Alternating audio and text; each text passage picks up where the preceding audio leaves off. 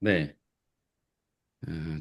레위기 24장의 이야기를 진행하고 있습니다. 레위기 24장에는 등대 떡상, 그 이야기가 이야기로 시작이 되는데요.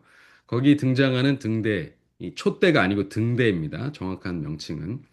초가 아니고 양초가 아니라 기름을 사용한 기름잔을 가진 등대입니다. 거기에 심지가 있고요. 그래서 그 기름에 그 등잔에 사용하는 기름은 이 순결한 감람유입니다. 이 감람유는 다른 잡다한 것이 들어가지 않고 순수한 올리브만을 빻아서 만든 기름, extra virgin 우리가 사용하는 그 기름이 예, 아마 그 명칭이 거기서 나온 것이 같고요. 그런데 그 밑에 순결한 등잔대도 나옵니다.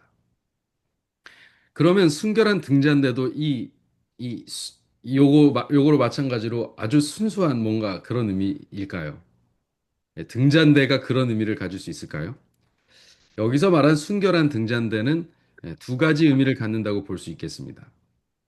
하나는 성전의 모든 기명은 어떻게 합니까? 예, 거기 제단도 그렇고 분향단도 그렇고 모든 것은 다 저 안에 궤도 마찬가지고 다 어떻게 해요? 속죄합니다. 속죄. 속죄를 통해서 정결해진 상태. 그래서 밑에 타호르는 정결한에 더 가까워요. 정결한. 예. 그리고 위에 순결한은 정말 순수한 이것에 가깝습니다. 재료 자체가 순수하다는 거죠. 그리고 순수한 재료를 가지고 순수하게 빻았다 이거고요. 어, 밑에 순결한은 정결한. 정결하려면 씻어야죠. 예. 깨끗하게 된 정결한 상태. 그다음에 두 번째는요. 순결한이 등잔대에만 사용되지 않고요. 나중에 상에도 등장합니다. 순결한 상에도 등장. 이것을 음, 보면 이 여기서 말하는 순결한이라는 말이 정금 정금의 그 정금으로 쳐서 만들거든요. 입힌 거거든요.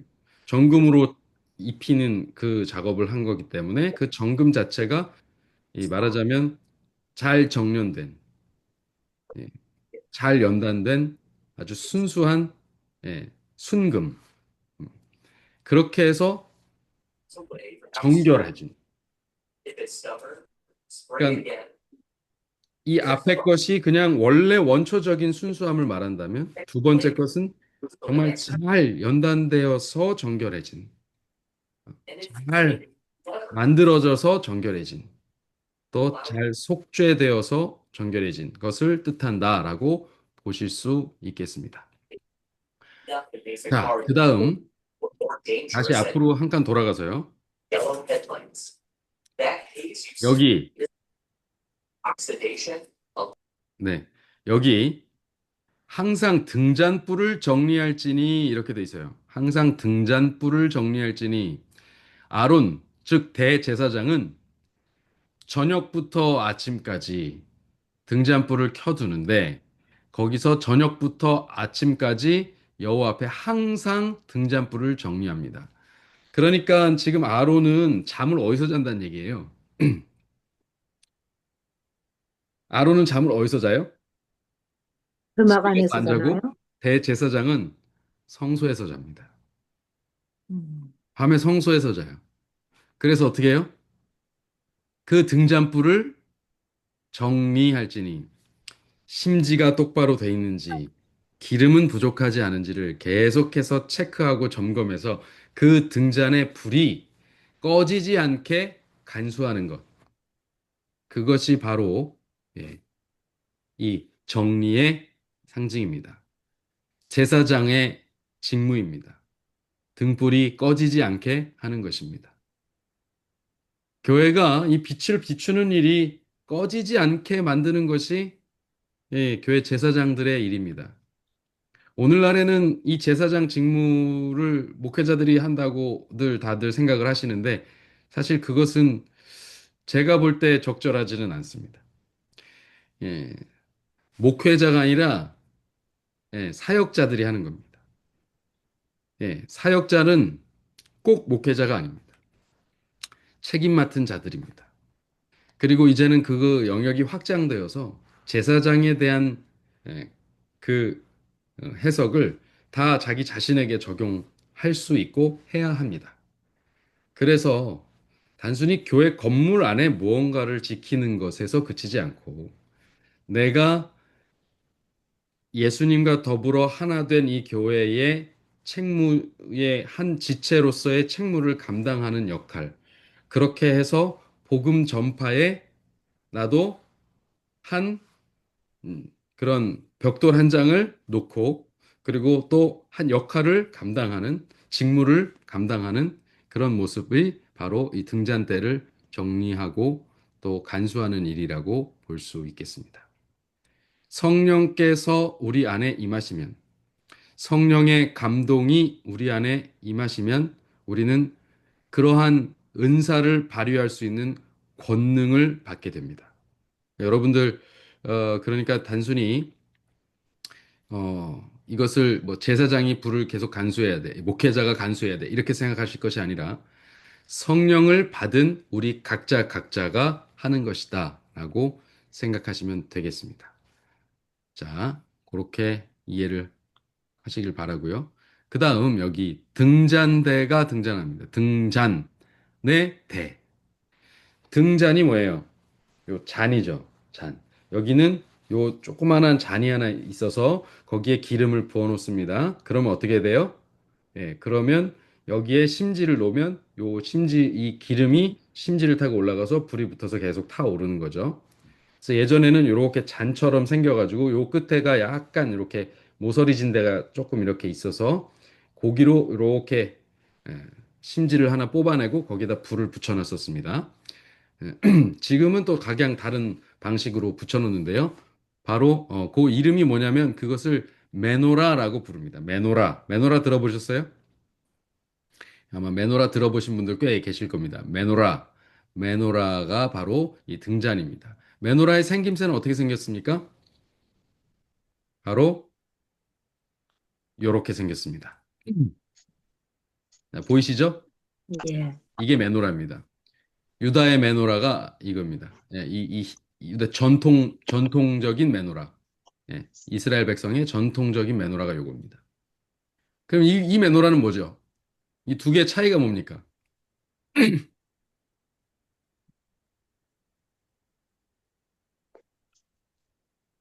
금색과 은색의 잔이 차이인가요? 7개, 9개. 아, 네. 금색과 은색의 차이가 어, 아니고 일곱 개, 아홉 개의 차이입니다. 아, 잔이 여기는 일곱 개, 여기는 아홉 9개. 개 있죠. 메노라, 또 히브리어로는 무노라라고도 합니다. 히브리어로 등대라는 뜻인데 유대교 제식의 의식에 제사 의식에 쓰는 중요한 상징적인 의미를 가지고 있어요.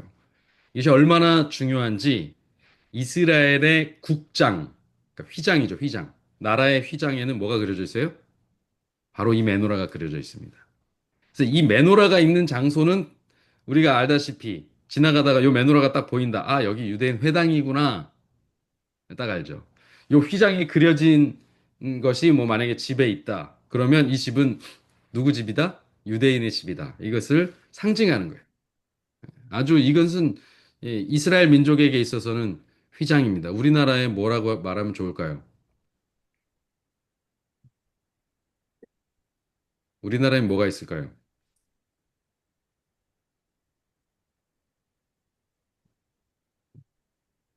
자, 한번 우리나라에는 이런 상징하는 게 뭐가 있을까 모르겠습니다.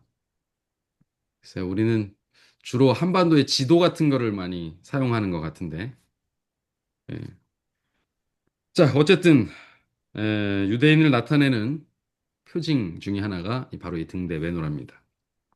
왜 이게 일곱 개냐? 이게 뭘 상징하냐? 뭐 유대인들은 이제 모세가 십계명을 받을 때 불이 피어오르지만 타지 않는 이 떨기나무를 상징하는 하나님의 임재를 상징하는 것이다라고도 말하고요. 예, 성막을 만드는 시기에 하나님의 지시가 이렇게 7개의 등대를 만들려고 하셨습니다. 그리고 그것은 우리가 신약에서 확인한 바 하나님의 7영을 상징한다는 것을 알게 됩니다. 그리고 거기에 부어지는 감람유, 이 기름 역시 성령의 임재와 부으심을 상징한다는 것을 우리가 알게 되죠. 그래서 그것으로부터 빛이 뻗어나가는, 진리의 빛이 뻗어나가는 그런 상징성을 가지고 있습니다. 그래서 이 시대가 진리가 정말 세계 방방곡곡으로 퍼져나가는 성령의 시대라는 사실을 우리는 예수님 이후 교회는 바로 그 역할을 하는 것이다.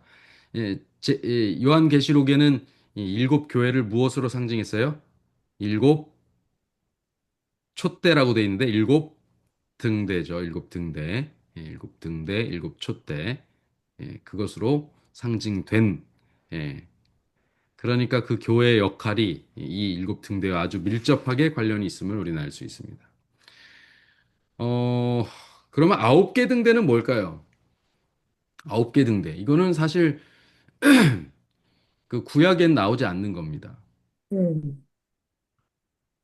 이, 이건 뭘까요? 요한복음 10장 22절에 보면 예루살렘의 수전절이 이르니 때는 겨울이라 이렇게 돼 있어요. 수전절. 수전절이 언제인지 아세요? 오늘날 날짜로 하면 12월 25일입니다. 어, 크리스마스에 겹쳐 있죠. 그래서 유대인들은 그날 크리스마스는 유대인들에게 의미가 없죠. 예수님을 기리는 날인데, 그죠? 예, 그들은 이, 이 수전절을 지킵니다. 수전절에 이 메노라를 하누카 메노라라고 말합니다. 이 하누카 메노라는 바로 수전절 메노라인데요. 이게 신구약 중간기, 중간사에 보면 안티오쿠스 에피파네스 시대에 너무나도 유대인들에 대한 박해가 심하고 억압이 심했을 때 이 독립운동을 벌이다 마침내 유대 마카비 가문의 예, 마카비 왕조가 서게 되죠. 하스모니안 왕조가 서게 돼요. 그래서 그들이 다시 예루살렘을 되찾고 메노라의 등대를 밝힙니다. 그런데 이 전설이 아주 기가 막힌 전설이 이것이 기름이 하루분밖에 없는 거예요. 전쟁 얼마나 취했으면 감람류가 하나가 없어요. 어디 찾을 수가 없어요. 그래서 하루분밖에 없어서 하루분으로 밝히고 있는데 그 등대가 하루밖에 타지 않을 양으로 9일 동안 켜집니다. 9일 동안을 계속 탑니다. 그래서 그것을 기념하면서 이 9개의 등대를 그때부터 만들게 되죠. 그래서 음. 미국에서 12월 15일 날 하누카 메노라를 이렇게 세워놓고 여기에 이제 유대인의 별이 이렇게 박혀 있는 것들도 있습니다. 예, 그런 하누카들도 있습니다. 유대인의 별이 박혀 있는 하누카. 그것은 특별히 어, 그냥 성소의 한우카가 아니라 유대인에게 있어서의 독립운동의 산물이죠. 그런데 이 한우카가 또 슬픈 사연을 가지고 있어요. 바로 이겁니다. 로마, 아, 포rum 로마. 이게 뭐죠? 포럼 로마. 네, 여기가 로마 포rum이라고 하는 곳에 우뚝 서 있는 이 뒤쪽으로 그 뭐죠? 음, 그 뭐라 그러죠? 그 원형극장. 네, 원형극장도 보이고, 콜로세움, 네, 콜로세움. 콜로세움도 보이고, 다 보이는 그곳에 이제 요것도 있습니다. 이게 뭐냐면 바로 타이터스 개선문 혹은 티투스 개선문이라고 부릅니다. 예. 이것은 단순한 건축물을 넘어서 고대 로마의 승리와 또 한 민족의 비극적인 역사가 교차하는 지점입니다. 이것이 로마에 있다는 게 굉장히 되게 상징적이에요. 이것이 무엇을 상징하는 전쟁의 개선문이냐면 바로 1차 유대 로마 전쟁하고 깊은 관련이 있습니다. 그래서 그때에 로마의 장군이었던 티투스가 그의 아버지 베스파시우스 황제에게 예, 유대 반군을 진압하고 AD 70년입니다. 그 유명한 AD 70년에 유대를 완전히 함락시킨 후에 그 승리를 기념하는 기념 승전 문으로 세워진 것이 바로 이 개선문입니다. 티투스 개선문입니다. 로마의 티투스 장군이 세웠는데 누구한테 헌정한 거예요? 밥, 베스파시우스 아버지 베스파시우스 황제에게 예, 헌정한 겁니다. 에, 그래서 이것은 어, 이제 이것이 지어지기 시작하다가 결국 티투스가 사망한 후에 완공이 돼요. 도미티아누스가 완공을 합니다. 그다음 그래서 공식적으로 티투스를 신격화하는 어떤 상징물이 되기도 했습니다. 그런데 중요한 건 이거예요. 요 개선문의 핵심, 이 개선문 그래서 그런 역사를 가지고 있다 해서 끝나지 않고요. 요 개선문이 역사적으로 정말 중요한 이유는 바로 이 벽 안쪽 문에 새겨진 부조에 있습니다. reliefs. 이 부조. 여기에 새겨져 있는 부조가 뭐냐? 바로 요겁니다. 여기에 이렇게 새겨져 있는데 요걸 확대해서 보면 이렇게 돼 있어요. 거기 뭐가 있습니까, 지금? 여기 근데, 이게 뭐예요? 조금 전에 봤던 그거 일곱초 때, 밑에 요거까지 똑같죠? 예, 메노라입니다. 메노라입니다. 내노라. 등대입니다. 이것은 요 70년의 유다를 이제 완전히 정복하고 함락시키고 돌아와서 71년에 거행된 개선식 행렬에서 요곳을 굳이 그려 넣은 거예요.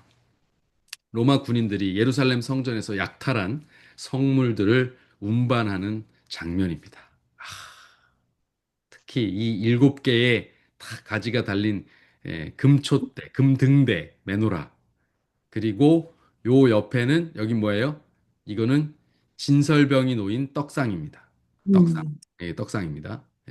그거를 딱 헤롯 성전에서 가지고 나온 그 것이죠. 그래서 이것은 로마인들에게는 위대한 승리지만 유대인들에게는 어떤 상징이에요? 성전의 예, 파괴. 그리고 이들이 이제 완전히 디아스포라가 돼버리는 그런 완전히 흩어진 형제들이 돼버리는 영원한 치욕의 상징이 되어 버리게 됩니다.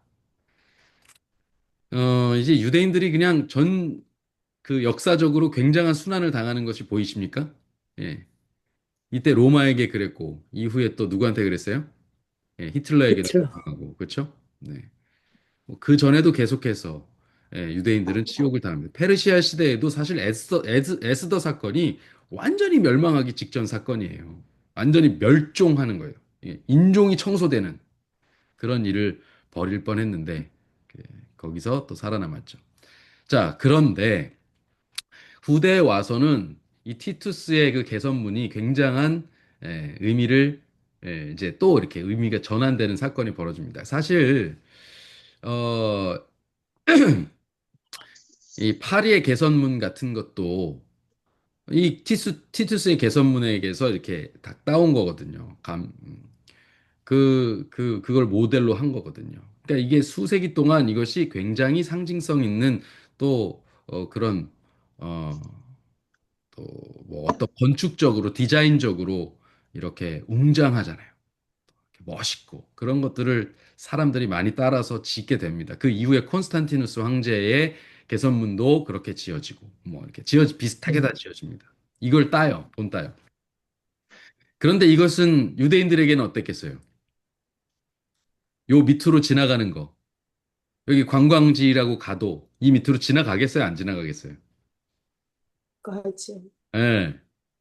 이 수많은 유대인들은 이 멸망의 상징인 티투스 개선문 아래로 지나가는 것을 거부했습니다. 이것은 그들의 슬픔과 저항을 상징하는 어떤 행위였죠. 그런데 이것이 현대에는 또 바뀝니다. 그들이 이제 국가가 없었어요. 그쵸? 언제까지 없었어요? 예. 또, 1900년 가까이 없었어요. 1900년 가까이 없었습니다. 그러다 1946년에 뭐 결정이 나서 1947년에 이스라엘 국가가 수립이 됩니다. 그렇게 되고 나서는 이 금기가 사라지고요. 오히려 어떻게 하냐면 오히려 이 메노라를 국장의 공식 엠블럼으로 사용하고 있고요. 그리고 이 개선식 행렬하고 반대 방향으로 당당히 걷습니다. 음, 그렇게 하면서 뭐라고 외치냐면 티투스는 사라졌지만 이스라엘 민족은 살아있다. 이렇게 외치는 거예요. 그렇게 하면서 요 길을 순례길을 걷는다고 합니다. 그래서 음, 이 티투스 개선문이 고대 로마 제국의 제국주의의 승리를 기념하는 기념물로 기리는 기념물로 2000년이 넘는 세월 동안 이렇게 있었지만 또 유대 민족의 고난과 더불어서 반대로 회복도 상징하는 역사적 증거로서 이제 남게 되는 거죠. 이 메노라를 이제 박물관에 갖다 놨겠지 않겠습니까? 그래서 이들이 음. 이것을 그들은 우리는 살아있다 이렇게 하는 것이죠. 자, 그리고 그 다음 이제 넘어갑니다. 24장 5절로 9절에 가면 이제 떡상이 나옵니다. 너는 고운 가루를 가져다가 떡 12개를 굽되 각 덩이를 10분의 2 에바로 하여 여호와 앞 순결한 상 위에 두 줄로 한 줄에 6씩 진설하고 저는 그래서 이게 어떻게 진설했는지 좀 궁금했어요. 그래서 두 줄로 한 줄에 6개씩 진설을 해라. 그럼 이걸 어떻게 진설하는 게 요 방식대로 진설하는 거겠습니까? 앞에 6덩이 놓고 뒤에 6덩이 놓고 이렇게 놓을까요? 두 줄로 이렇게? 그럴 것 아니면 같은데요. 이렇게 두 줄로 놓을까요? 그러면 너무 이렇게 길어지겠죠? 옆으로 놓을 테니까 이렇게 놓을까요? 어떻게 놓을까요? 자, 좀 이따 보겠습니다. 너는 또 정결한 유향을 그 각 줄 위에 두어서 기념물로 여호와께 그 줄 위에 두래요. 그 줄 위에 두라고. 그래서 그거를 그러면 6개를 두고 그 위에다 이렇게 유향을 두라는 건가? 자, 아무튼 또 보겠습니다. 그래서 유향을 같이 둠으로 인해서 그것을 여호와께 화제로 드리는 상징을 갖게 됩니다. 그 다음 안식일마다 이 떡을 진설을 해요. 그래서 매 안식일이 뭐 하는 날이에요? 떡을 바꾸는 날이에요. 일주일 동안 뒀다가 내오면 그 떡을 먹고 다시 올리고 새 것을 올리고 이것을 더운 떡을 올린다고 합니다. 해서 아직 따뜻한 떡을 올려놨다가 식고 이제 딱딱해진 떡은 내리는 거죠. 그것을 영원한 언약이라고 하고요. 아론과 그 자손들은 그것을 거룩한 곳에서 반드시 먹어야 합니다. 자, 그러니까 아론과 그 자손들이 아주 좋은 재료, 아주 잘 만들어진 재료로 가지고 온 것을 바로 해서 바로 먹는 게 아니고 하나님께 먼저 올라갔다가 일주일 있다가 내려서 먹는 거예요. 예. 그러니까 뭐 퍽퍽하고 맛이 없을 거라는 생각이 듭니다. 더. 안 그래도 무교병일 텐데, 그죠? 음, 네. 어쨌든 여호와의 화제 중에 불로 드리는 제사 중에 연기가 올라가게 하는 제사, 이 떡을 가지고 연기가 올라가게 하기 위해서 뭘 둬요? 유향을 둡니다. 올라가는 거예요. 드리는 제사. 뭐라 그랬어요? 소제는 예. 소제라 그랬어요. 소제. 예. 올라간다. 그렇죠? 그다음 화제 중에 지극히 거룩한 것이다. 그래서 그 아론과 자손들이 먹는 거룩한 거예요. 이상하다. 하나님이 드시는 거여야 지극히 거룩하고 아론과 그 자손들은 좀 덜 거룩한 걸 먹어야 되지 않을까? 이렇게 생각할 수 있지만 하나님께 먼저 드렸다가 나와서 그들이 먹는 것. 요 차례를 생각하면 또 딱히 그렇게 무리스럽지 않고요. 또 반대로 하나님께서 이렇게 지극히 거룩하다라고 말을 해놓고 요것을 아론과 제사장에게 있어서의 최소한의 식량으로 확보해 주시고자 하는 것입니다. 오늘날 요즘 우리가 사사기 공부하고 있는데요. 지금 뭐 이들이 지금 보세요. 사는 게 전부 다 우상 숭배죠. 하나님 믿노라고 하는 사람들도 집에 저마다 우상 몇 개씩 갖고 있죠. 그러니 그들이 그들 지역에 있는 레위인들 잘 11조로 어떻게 부양했겠습니까? 안 했겠습니까? 참 어려웠을 거예요. 그게 참 잘 안 됐을 거예요. 그래서 항상 그들은 굶주리고 괴로웠을 겁니다. 이제 곧 우리가 사사기 공부하면서 레위 사람이 등장할 겁니다. 이제 뒷부분에 이제 등장할 차례가 됐습니다. 삼손 얘기 끝나면서 등장합니다. 자, 아무튼 그 사람들의 삶이, 그 레위인들의 삶이, 제사장들의 삶이 녹록지 않았을 거예요. 늘 굶주렸을 거예요. 그런데 지극히 거룩한 것이라고 따로 구별해 놓으신 것. 그래서 영원한 규례로 그들을 하나님을 섬기는 하나님과 백성들 사이에 중재하고 그들을 연결하는 교량의 역할을 하는 이 제사장들에게 아, 제사장들의 생계를 지키셨다라는 부분입니다. 자, 그들을 지키는 것은 사실상 백성을 지키는 것이다. 라는 것이죠. 자, 이것이 떡상의 모습입니다. 떡 어떻게 쌓여 있어요? 위로 갔습니다. 네. 이렇게, 요렇게도 아니고, 요렇게도 아니고, 요렇게 쌓여 있죠. 저도 네. 이렇게 쌓여 있을 거라고는 생각을 못 했었어요, 처음에. 근데 그 유양을 그 위에 놓는다라고 말하는 걸 보니까 이렇게 쌓고 그 위에 놓았다라고 해서 음, 이해가 됩니다. 또 음, 실제로 이것은 이 유대인들이 알고 있는 그 전승에 따라서 이렇게 해놓은 것이라고 저는 생각이 돼요. 이들이 복원을 잘 구전까지 다 고려해서 했다고 생각하면 이렇게 되었을 것이다라고 보입니다. 근데 거기에 이제 양이 중요해요. 고운 가루 가져다가 떡 12개를 굽되 각 덩이를 10분의 2 에바로 한다. 이렇게 돼 있어요. 여러분 10분의 2 에바가 얼마일까요?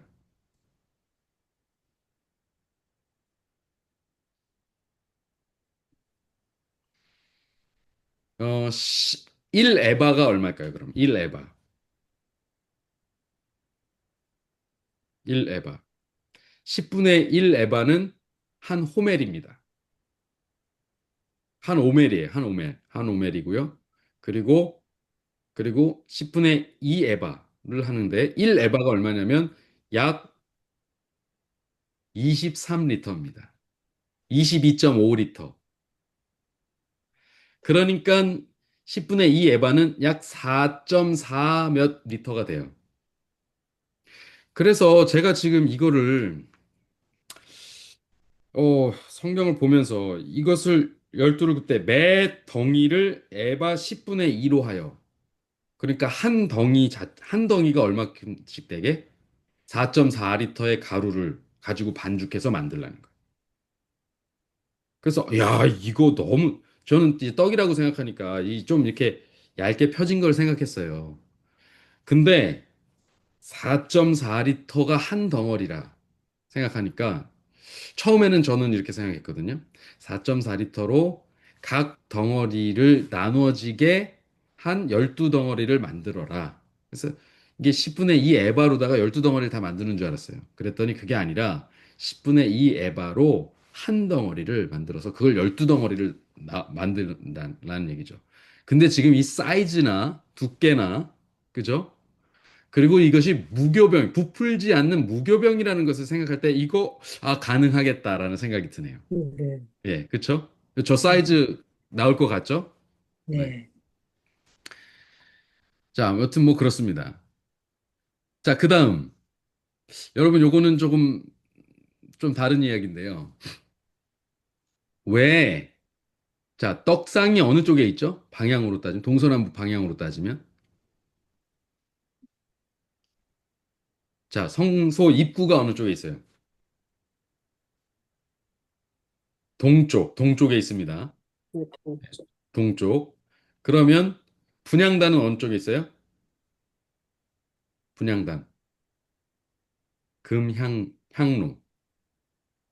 오른쪽이면 어? 남쪽인가요? 아, 서쪽? 서쪽이죠. 동쪽으로 들어가서 정면에 보이는 게 향로니까 서쪽입니다. 그러면 그 휘장 너머에 그것도 법궤도 서쪽에 있는 거예요.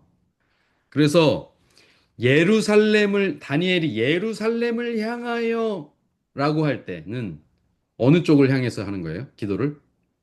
동쪽이 서쪽? 아니고 서쪽을 서쪽? 향해서 하는 겁니다. 서쪽을 향해서. 그런데 우상 숭배하는 사람들은 대부분 어느 쪽을 할까요? 동쪽. 동쪽. 동쪽을 향해서 합니다. 왜요? 태양신의 상징을 음. 가지고 있는 태양이 떠오르는 그곳을 향해서 대부분 하기 때문에 그렇습니다. 자, 아무튼 유대인들은 성소가 법궤가 서쪽에 있기 때문에 바벨론으로 포로 생활 갔을 때 서쪽 창을 열어놓고 기도를 한 겁니다. 그렇게 알고 계시면 됩니다. 그러면 떡상이 어느 쪽에 있는 거예요? 떡상, 떡상은 동편에서 떡상 오른쪽에 북쪽? 보이겠죠? 들어가자마자 북쪽. 북쪽이 되고요. 예, 그 다음에 등대는 남쪽이 되겠죠? 남쪽. 왜 북쪽에 떡상이 있고 남쪽에 등대가 있을까요? 상하지 않으라고. 아, 맞아. 아, 맞아. 우리가 북향으로 응달에 그쵸? 김장을 또 묻는 이유가 상하지 말라고 하곤 합니다만 공간 안에서 북쪽과 남쪽이 그렇게 차이가 날까요? 자, 그래서 상징성을 가지고 있겠죠. 어, 여러 가지 상징이 있습니다. 뭐 그런 뭐 동선이 뭐 이렇게 돼서 뭐 이렇게 뭐 여러 가지가 있는데 누가 이런 말을 하더라고요. 북쪽은 떡상이고 먹는 거죠. 식량입니다. 밀로 만들었어요. 밀의 추수. 그다음에 이 등대는 감람유로 합니다. 감람유, 올리브의 추수하고 관련이 있을 수 있다. 그래서 실제로 북쪽에서 북서풍이 불어올 때 밀을 추수한대요. 그리고 남동풍이 불어올 때 감람나무를 추수한대요. 음, 그러니까 그 바람과 관련 지어져서 풍년을 기원하는 어떤 그런 것, 예, 예. 백성들의 풍요로움을 이렇게 상징하는 자리에 그것을 갖다 놓았다. 이런 설이 있습니다. 그러나 이것이 뭐 진짜 맞는지 안 맞는지 모르겠지만 어쨌든 요것은 사실인 것 같습니다. 북서풍이 불 때 미리 추수되고 남동풍이 불 때 올리브가 추수되는 것은 사실인 것 같습니다. 자, 그리고 이 떡상하고 관련된 스토리가 또 재밌는 스토리가 있죠. 우리 다윗이 사울을 도망하면서 사무엘상 21장에 보면 사울을 피해서 도망하다가 놋 땅에 있는 성막이 옮겨졌는데 거기서 제사장들만 먹을 수 있는 이 진설병을 이들이 먹게 됩니다. 근데 원래 먹으면 안 되죠. 네, 근데 이들을 줬어요. 어떻게 괜찮아요? 괜찮았어요. 왜 괜찮았을까요? 그들이 이게 이제 이스라엘에 조금 후대로 내려와서 거기서 다시 사실 이것도 이스라엘 초기죠. 그러나 거기서 이제 이것을 해석하는 데 있어서 정결한 사람은 먹을 수 있는 하나님의 사명자는 먹을 수 있는 어떤 국가적 임무를 띠고 있는 사람은 먹을 수 있는 것으로 지금 해석을 할 수 있는 부분이 되는 것입니다. 자, 그래서 나란 일을 하는 사람에게 하나님의 일을 한다라고 여겨졌기 때문에 하나님의 종으로서 먹게 되는 것이죠. 그래서 거룩한 떡이 내온 것. 예. 그래서 그거는 내가 줄 수 있다. 그런데 무엇을 조건으로 주냐? 만약 여자를 가까이 하지 않았다면 주겠다. 네, 여자를 가까이 한 것은 무엇을 상징해요? 네, 설정을 상징합니다. 그래서 그 설정한 자는 저녁까지 부정하며 이것이 레위기의 저거잖아요. 표현이잖아요. 그러니까 그렇게 부정하지 않은 사람은 떡을 먹을 수 있는 거예요. 그렇지 않은 사람은 부정한 사람은 떡을 먹을 수가 없는 것이죠. 그랬더니 우리가 이미 사흘 길을 떠나왔다. 남자들만 있다 여기. 누구도 원래도 정결하거니와 지금은 더 정결하다. 그러니까 성결하다. 그러니까 성결하다는 표현이 여기 있습니다. 그래서 진설병을 먹게 되죠. 그러면서 이 사건을 그대로 마태복음 12장에 예수님께서 가져오셔서 안식일의 복음적인 성격을 설명하시기 위해서 이 이야기를 합니다. 그쵸? 보리밭 사이 가다가 이렇게 까불어서 먹었어요. 제자들이. 그랬더니 어떻게 했어요? 유대인들이 당신의 제자들이 어떻게 안식일날 이런 짓을 하느냐 그랬더니 하나님의 일을 하는 종들에게 대해서 진설병을 준 일을 너희가 알지 못하느냐. 예, 아주 그때 있던 사건이 1000년 전에 있었던 사건을 끌어와서 하나님께서 그것을 설명하십니다. 자, 그렇습니다. 자, 그래서 여기 순교를 다시 한번 정리하면 기름은 순수한 재료, 그다음에 순결한 등잔대, 그리고 순결한 상이 여기 또 등장합니다. 순결한 상에다가 올리라고 하죠. 여기 몇 절입니까? 예, 이 떡을 진설하고 6절 여호와 앞 순결한 상 위에 두 줄로 한 줄씩 한 줄에 여섯씩 진설하라 할 때 순결한 상 이것도 역시 타오르라는 거 여러분 알고 계시면 될 것 같습니다. 그리고 나서 좀 재밌는 이야기로 넘어갑니다. 갑자기 이 이야기가 나와요. 하나님의 이름을 모독한 사건이 나옵니다. 그런데 요 스토리가 재밌어요. 그냥 하나님 이름을 모독한 것이 아니라 어머니는 이스라엘 여인인데 아버지는 애굽 사람인 한 사람이 이스라엘 사람하고 싸우게 돼요. 그러다가 여호와 이름을 모독하고 저주하는 사건이 벌어집니다. 그래서 그 아들을 돌로 쳐서 죽이게 돼요. 자, 이 사건이 어떻게 된 걸까? 어? 이스라엘 자손 중에서 어머니가 이스라엘 여인이고 아버지는 애굽 사람이면 그러면 그들도 이스라엘 자손인가? 맞아요, 틀려요?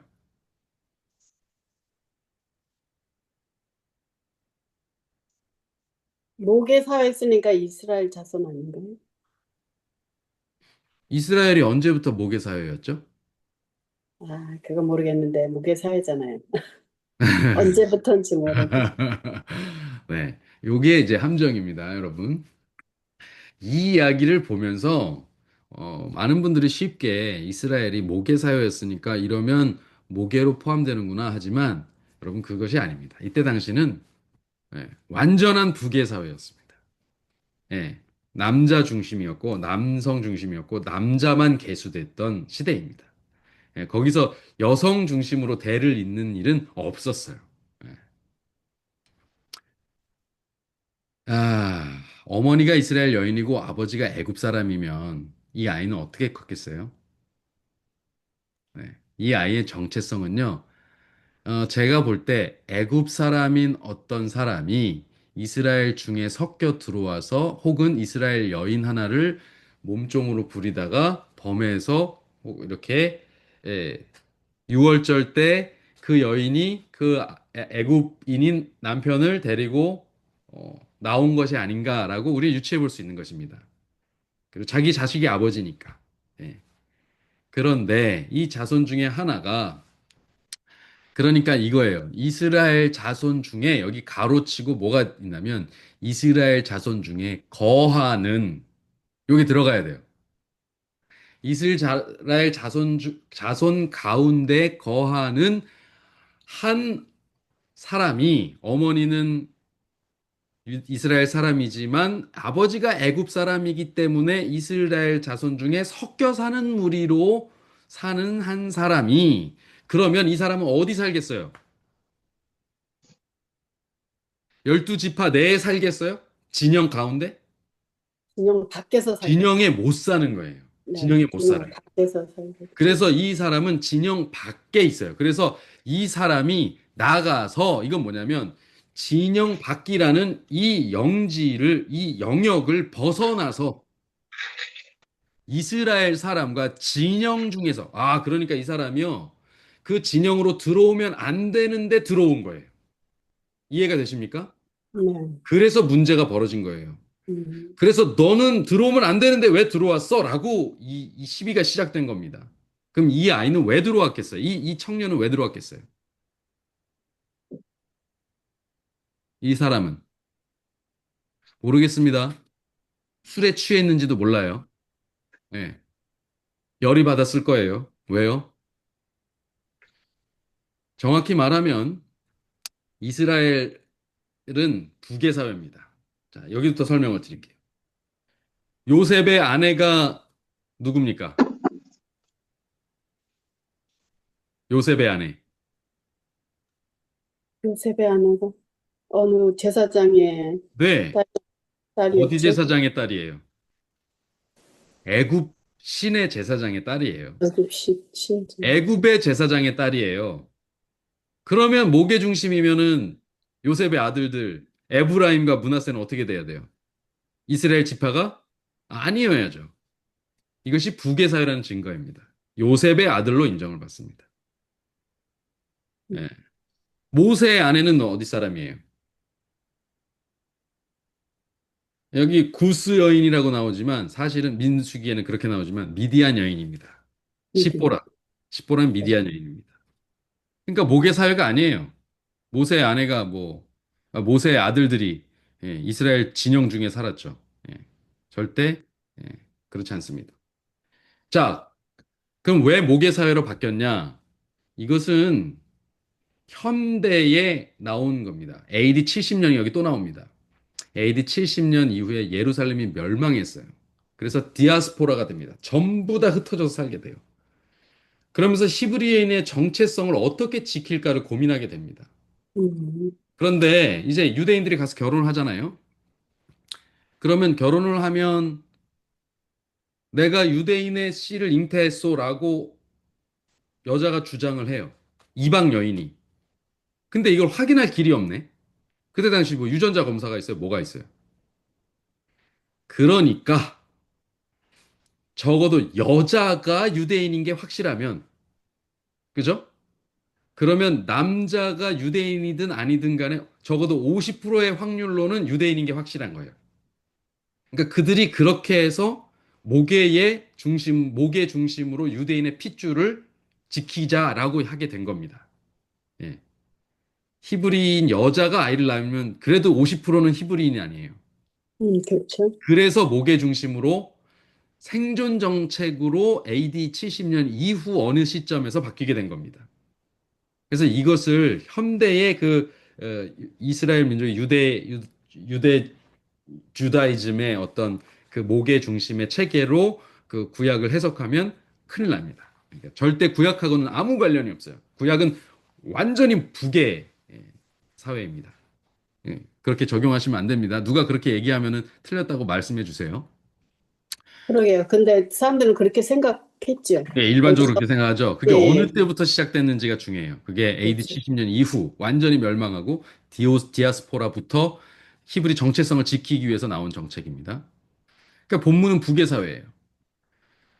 그래서 그 북의 사회니까 애굽 사람에 속해가지고 자기는 반이 히브리 사람인데 그걸 인정도 못 받고 얼마나 그 피해 의식 속에서 또 이렇게 인정받지 못하고 사는 것이 원망스럽고 원통했겠어요. 아마 그러니까 그것도 이해가 돼요. 왜 섞여 사는 무리들을 그렇게 난동을 부렸을까? 계속해서 그렇게 말썽을 부렸을까? 뭐 때문에 그래요? 이스라엘 멈췄어요. 중심으로 들어가지 인정받지 못하니까. 어떤 재주가 있고 어떤 사람이 좋고 아무리 그래 봐야 소용이 없는 거예요. 그래서 몇 대가 지나야 그들이 들어올 수 있었냐면요. 3대가 지나야 들어올 수 있었습니다. 그러니까 그들은 섞일 수가 없어요. 어, 근데 혼혈인의 규칙이 있습니다. 첫 번째, 신명기 23장 7절에 보면은 너는 에돔 사람을 미워하지 말라 그는 내 형제임이라 이렇게 돼 있어요. 애굽 사람을 미워하지 말라 네가 그의 땅에서 객이 되었음이라. 그러니까 에돔 사람은 형제예요. 에돔 사람이 누굽니까? 에서 족속 아닙니까? 에서가 누구예요? 야곱의 형제죠. 그러니까 이방화 되긴 했지만 쌍둥이 형제 족속이에요. 그래서 에돔에서 딸을 얻어오는 것은 아마 통혼이 아닌 걸로 인정이 되는 것 같습니다. 어떤 면에서? 그 실제로 이제 지파 내에서 결혼이 시작된 이후로는 달라졌을지 모르지만 그 전에는 아브라함도 이삭도 야곱도 다 자기 민족에게 가서 데리고 옵니다. 미디안 사람이었죠. 그렇죠? 뭐, 다 그렇게 돼요. 모세도 미디안 여인하고 결혼하고요. 다 누구예요? 미디안이 누굽니까? 아브라함의 후처, 그드라의 아들이 미디안이에요. 예. 그러니까 다 형제들이에요. 형제국 취급을 하는 것입니다. 그러나 23장 8절에 보면 그런데 그들의 3대 후 자손은 여호와의 총회에 들어올 수 있느니라. 그러니까 이들은 3대가 지났으면 이들은 우리 민족이다라고 인정해 준다는 거예요. 혼혈인이 3대가 되어야 구분이 없어집니다. 애굽 남자의 아들입니다. 바로 이대죠. 예. 바로 뭐 1대라고 봐야죠. 혼혈 1대입니다. 그러면 3대의 조건은 당연히 충족 못 시켰고, 그리고 행군할 때도 뭐 할 때도 전부 다 남자 취급받지 못한 상태로 지냈을 겁니다. 그러니 그에게 있어서의 그 마음속에 맺힌 그 한이 이렇게 터져 나오지 않았을까. 그래서 어느 날은 미친 척하고 진영으로 뚫고 들어갔어요. 나도 반은 히브리인이야! 그랬더니 예, 그들이 인정을 안 해주죠. 그러니까 그따위 뭐 하나님이 뭔데 뭐 여호와가 뭐 누군데 막 이러면서 이제 모욕이 시작된 거예요. 그게 뭐라고 지금 나는 이렇게 살아 있는데 막 이렇게 한 겁니다. 뭐 인간적으로 이해되는 측면이 없는 건 아닙니다. 그렇지만 예, 여호와의 이름이 모독되었기 때문에 이 부분에 대해서는 사람들이 크게 놀라게 되죠. 그래서 어쩔 줄을 몰라서 그들을 모세에게로 데리고 갑니다. 자, 보세요. 자, 법이 있어요. 부모를 저주한 사람, 어머니나 아버지를 저주한 사람은 어떻게 하라 했어요? 죽이라고 했어요. 반드시 죽이라고 했어요. 그런데 10계명 세 번째 계명 여호와의 이름을 망령 때 일컫지 말라. 그 다음에 죽이란 말이 있어요, 없어요? 이게 없어요. 이름이 없어요. 어떻게 하라는 말이 없어요. 그러니 이거를 어떻게 해야 할지 몰라서 모세에게 데리고 간 겁니다. 그러니까 법이 있고 사례가 나온 게 아니라 사례가 먼저 나오고 그다음에 법이 생기게 돼요. 그래서 이 법을 만들게 됩니다. 이 법을 만들면서 이 사람의 이름이 유명해져 버렸어요. 단지파의 디브리의 딸 슬로밋. 슬로밋은 샬롬하고 관계가 있습니다. 샬롬, 평안하고 관계가 있는 거예요. 그런 좋은 이름을 가졌는데 그가 뭐 자녀 교육이 제대로 되기 어려운 환경에 있었던 것 같아요. 그렇게 유명한 사람이 돼버렸어요. 그리고 이 사람의 이름을 이렇게 남긴 이유가 말하자면 이것이 슬로밋법입니다. 왜 김영란법 뭐 해가지고 이렇게 촌지하는 거 막는 법 있고 뭐 누구법 해가지고 이렇게 사람 이름 붙여가지고 어떤 법조항을 이렇게 탁 부각시키는 경우가 있죠. 바로 이것입니다. 슬로밋 아들법 이렇게 되는 거예요. 그것이 이제 세워진 겁니다. 그 법은 뭐예요? 여호와 이름 모독죄입니다. 그것은 진영 밖으로 끌고 가서 온 회중이 안수하고 돌로 치게 됩니다. 자, 이것을 어떻게 해석하면 좋을까요? 이것은 요것이 이제 뭐가 적용된 거냐면 대속죄 일에 아사셀 염소가 적용된 것입니다. 진영 밖으로 끌고 가죠. 그리고 손을 대지 않고 죽입니다. 그래서 이 여호와의 이름이 모독된 거예요. 그런데 누가 치게 되냐면요. 그 성경절 밑에 보면 14절입니다. 저주한 사람을 진 밖으로 끌어내어 그 말을 들은 모든 자로 그 머리에 안수하게 합니다. 이게 아사셀 염소의 특징이에요. 더럽혀진 자, 그 말을 들어서 같이 오염된 자가 가서 안수해서 그 머리에다가 죄를 다 싣는 거예요. 죄의 더럽힘을 받은, 죄의 오염이 된, 성소가 더럽혀진 그것의 죄를 다 아사셀에게 안수하듯이 전부 다 오염된 그것을 누구에게 안수하는 거예요? 그 사람 머리 위로 돌리는 거예요. 음, 그것은 그 의미하는 바가 있죠? 그 피가 그 머리 위로 돌아갈 것이다가 무슨 뜻이라고요? 그것은 죽어 마땅한 것이다. 그래서 그를 죽이는 것은 죄가 아니고 그 죄가 그 자신이 그 죄를 당하게 되는 거다. 너희에게는 죽인 사람에게 책임이 없다라는 걸 상징하는 거예요. 아사셀 염소는 그 죄를 스스로 지고 떠나갑니다. 모든 죄를 스스로 지고 죽어갑니다. 죽으러 갑니다. 광야로. 무인지경으로. 그 죄에는 누구도 책임이 없는 거예요. 그것은 그 스스로 져야 될 죄인 거죠. 자, 그렇게 해석이 됩니다. 이것은 그렇게 해서 종결이 됩니다. 거룩의 영역에 침범이 있었죠.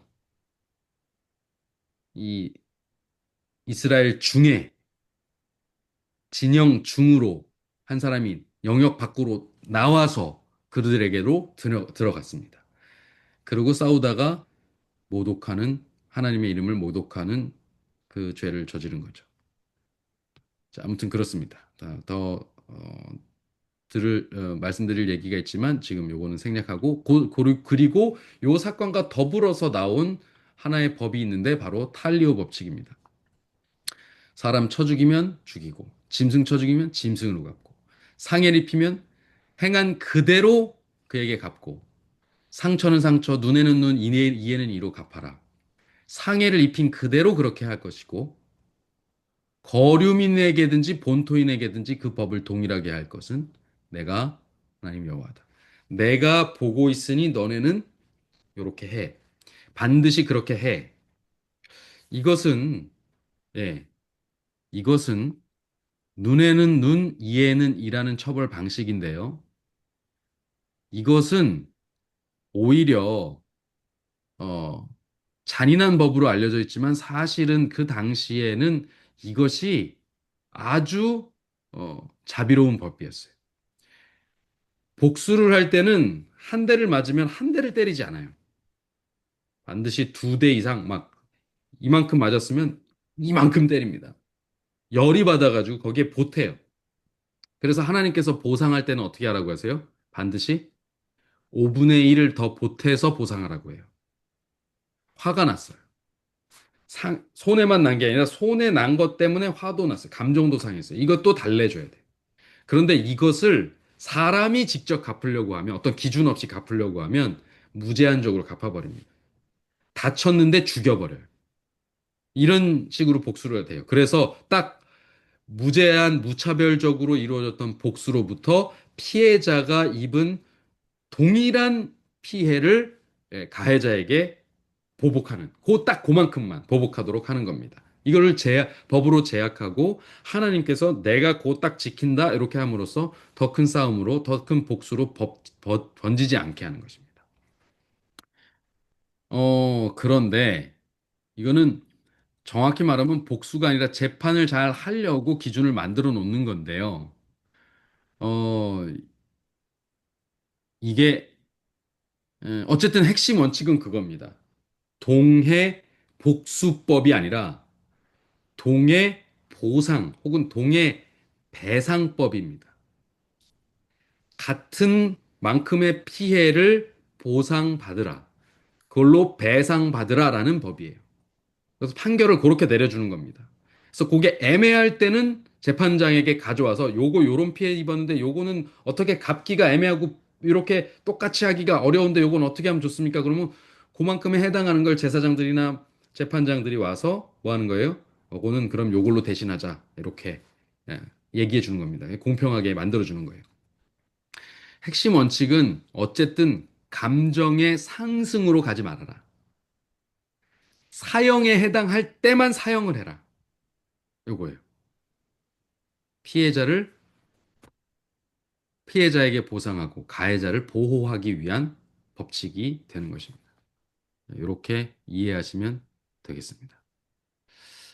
자, 이제 탈리오 법칙까지 우리가 이야기를 정리했네요. 자, 요걸 정리를 하면 이렇습니다. 격분을 이기지 못해서 한 말에 대하여 그처럼 혹독한 형벌을 가하신 일로 인해서 하나님의 사랑과 공의에 대해서 의심을 품는 자들이 있다. 그러나 하나님께 대하여 악의로 한 말들이 큰 죄라는 것을 나타내는 것이 바로 하나님의 사랑과 공의가 요구하는 바이다. 예, 이거는 절대 범해져서는 안 되는 범죄라는 것이죠.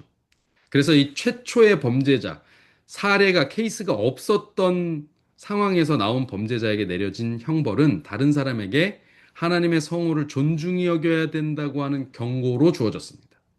만약 그 사람이 그 사람의 죄가 벌을 받지 않고 그저 이렇게, 야, 씨, 야, 꺼져.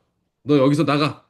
이 정도로 묵과되었다면 그로 인해서 그 사람이 나가서 그것을 만홀히 여기고 처음에는 기분에 의해서 감정에 의해서 시작된 그 일이 나중에는 아주 자신만만하게 마음이 담대해져서 양심이 담대해져서 함부로 여기는 일이 돼버리면 이것의 영향으로 다른 사람들까지도 타락하게 되어서 결과적으로 더 많은 생명이 희생을 당할 수 있는 일이었다. 그래서 초기에 이렇게 해야만 했습니다. 그래서 우리가 이제 역사를 이스라엘 성경 역사를 전체를 보면요. 이스라엘 초기 역사는요, 약간, 뭐랄까, 즉결 심판을 하시는 느낌? 그래서, 3살 버릇 8가지 간다고 3살 전에 버릇을 잡으라는 얘기가 있어요.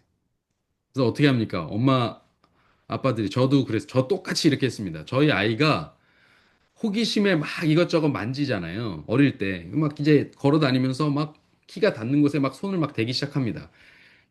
그때 뜨거운 정수기. 야, 이거 환장합니다. 가스레인지 가까스로 손이 닿았고 그렇게 해다가 탁 엎으면 막 난리 나죠. 그러니까 그건 뭐라고요? 아뜨 하면서 손이 디지 않을 정도의 따끈한 걸 갖다가 손에다가 딱 대주죠. 이런 거 다 해보셨죠? 네. 그렇게 어떻게 합니까? 아뜨 하면서 얘가 찔끔 눈물을 흘릴지언정 앞으로 더 큰 사고를 막기 위해서 따끔하게 해놓는 겁니다. 예. 그것은 아이를 고통스럽게 하는 게 아니라 아이를 지키는 일이죠. 부모가 이렇게 하는 것을 보고 비판한다는 것은 정말 자녀를 안 키워본 사람이나 할 수 있는 소리입니다. 예. 그러면 그것은 우리가 딱 아는 거죠, 이제. 자, 보십시오. 예, 더 많은 희생을 지켜낸 것입니다. 오늘 우리가 이 사실을 기억하면 탈리오 법칙으로 이렇게 나타난 하나님의 이 법이 얼마나 자비로운 거였는지에 대해서 이제 우리가 알게 되는 것이죠.